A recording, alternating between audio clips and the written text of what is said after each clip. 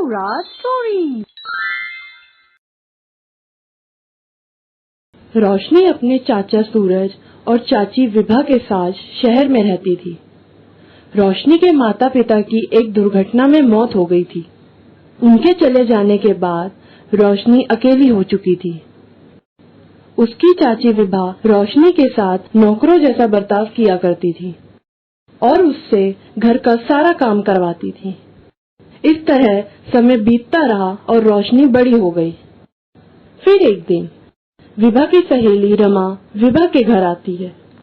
अरे विभा, कैसी हो तुम? कैसी हो सकती हूँ? तुम जानती तो हो मैं इस मनहूस की शादी को लेकर कितनी परेशान रहती हूँ। खुश हो जाओ, मैं तुम्हारी परेशानी का हल ढूंढ लाई हूँ।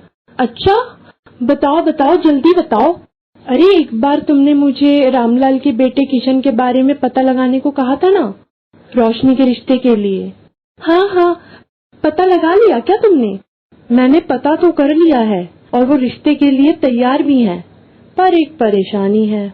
बात ऐसी है कि वो लोग गांव में रहते हैं और उनका बेटा किशन पढ़ा लिखा तो नहीं है, पर मेहनती बहुत है। गांव में उनका एक छोटा सा घर है और पिता बीमार रहते हैं, इसलिए खेती बाड़ी करके पूरे घर की देखभाल उनका बेटा किशन ही करता है। अरे वाह, क्या बात है! मुझे तो इसमें कोई परेशानी नहीं लगती और वो भी रिश्ते के लिए तैयार है।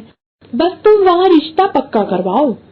सोच लो, रोशनी को शादी के बाद अनपढ़ पति के साथ गांव में ही रहना पड़ेगा। इसमें सोचना क्या है? ये मनहूस मेरे घर से जल्दी निकले और मैं अपनी जिम्मेदारियों से आजाद होकर अपनी बेटी काम्या की शादी किसी बड़े अमीर घर में करवाऊंगी। तो फिर ठीक है, मैं कल ही लड़के के घर जाकर बात पक्की कर देती हूँ। फिर रमा वहाँ से चली जाती है।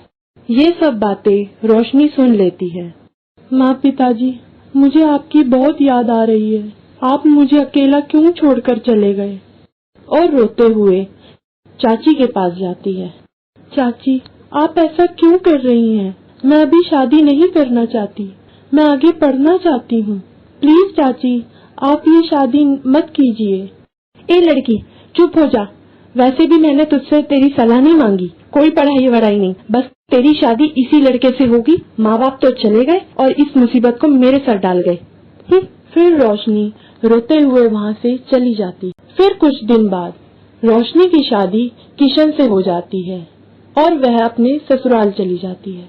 बहू, हमें सुबह सुबह चाय पीने की आदत है और किशन भी सुबह जल्दी ही घर से निकल जाता है, तो तुम सुबह जल्दी उठ जाना, बाकी तो तुम धीरे धीरे समझ ही जाओगी। जी माँ जी, मैं ध्यान रखूंगी। बेटी सुमन, अपनी भाभी को कमरे तक छोड़ा। जी माँ। चलो भाभी। कुछ देर बाद किशन कमरे में आता है और रोशनी से कहता है, देखो रोशनी, अब तुम मेरी पत्नी हो, इस नाते ये घर अब तुम्हारा भी हुआ और तुम्हारी जरूरतों का ध्यान रखना मेरा फर्ज है, इसलिए जो भी जरूरत हो तुमको मुझे कह सकती हो। ये सुनकर रोशनी खुश हो जाती है। जी ठीक है। फिर वह अगले दिन जल्दी उठकर अपने सास ससुर को चाय देने के लिए कमरे में आती है और उन्हें कुछ परेशानी में देखती है। क्या हुआ माँ जी, कोई परेशानी है? नहीं बहू, कोई बात नहीं, तुम जाकर खाना बना लो। लेकिन रोशनी सास ससुर की बात दरवाजे पर खड़ी होकर सुन लेती है। पता नहीं कमला, उस दुकान का क्या होगा जो पिताजी ने हमें हिस्से में मिली थी और मेरे भाई रमाकांत ने हमसे धोखे से छीनकर उस पे कब्जा कर लिया और हम अनपढ़ होने की वजह से कुछ कर भी नहीं पाए। जी आप चिंता मत कीजिए, हमें इंसाफ जरूर मिलेगा, भगवान पर भरोसा रखिए, शायद तुम ठीक कह रही हो। फिर एक दिन रोशनी की सहेली प्रिया का फोन आता है और वह रोशनी और किशन दोनों से ही बहुत सारी बात करती है और बातों ही बातों में वह किशन को रोशनी के अधूरे सपने के बारे में बताती है। रोशनी, ये सब क्या है?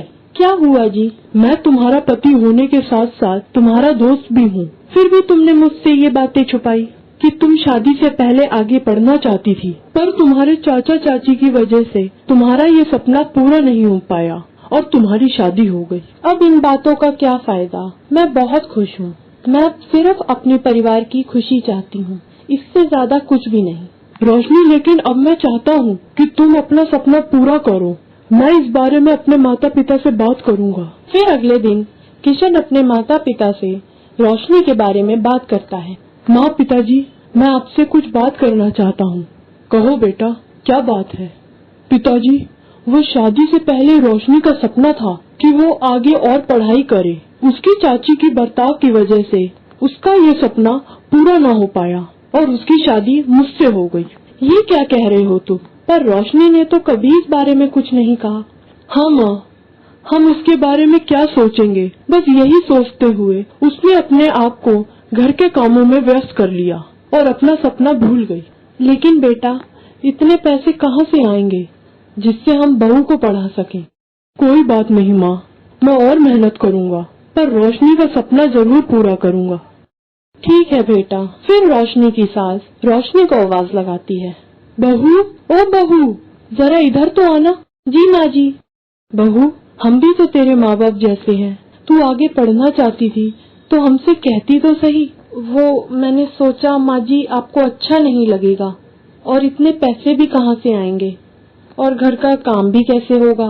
बेटा, वो तू छोड़, अब तू अपनी पढ़ाई पर ध्यान दे। फिर रोशनी दिन रात पढ़ाई करके बड़ी अफसर बन जाती है और अपने सपने को पूरा करती है।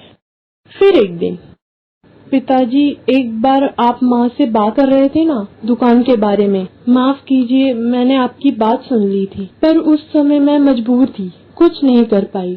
लेकिन अब आपकी दुकान सिर्फ आपकी है, चाचा जी का उस पर अब कोई अधिकार नहीं है, और दुकान के कागज ससुर जी को दे देती है। धन्यवाद बहू, तेरी जैसी बहू पाकर हम तो धन्य हो गए।